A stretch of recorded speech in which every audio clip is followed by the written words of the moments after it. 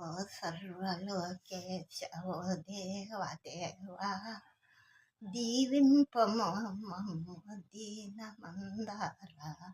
చూడ అట్లా అన్ని పనులు చేసుకొని మాకేం కాయలల్లాగా అసలులా రక్షణగా ఉంటుంది. ఇప్పుడు ఏమీ పనులు లేక కూర్చొని కూడా తిని బాగా పండుకొని టీవీలు చూసి అయ్యే పెద్ద జబ్బులు అయిపోతుంది. ఏం చెప్పేదమ్మా, అట్లా జబ్బులు ఇప్పుడు పుడతా ఉన్నాయి కరెంటు చేతనే.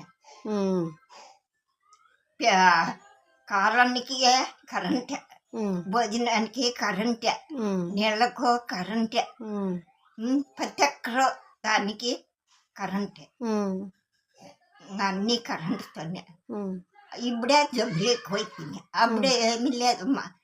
ఏదన్నా జబ్బు వస్తే ఏదో ఆ యాకు ఈ యాకు బిడ్డలకు పోతుమా, దగ్గు పరిచయం పడితే తల్ల పూలు పెట్టుకొని చేతి నిండా గాజులు వేసుకొని మొగుండి ఎక్కడికన్నా పోయేటప్పుడు ఎదురు పోతే లక్ష్మి వచ్చింది ఇట్లా వచ్చింది మా అట్లా ఉండాలి ఆడబిడ్డ అంటే అని.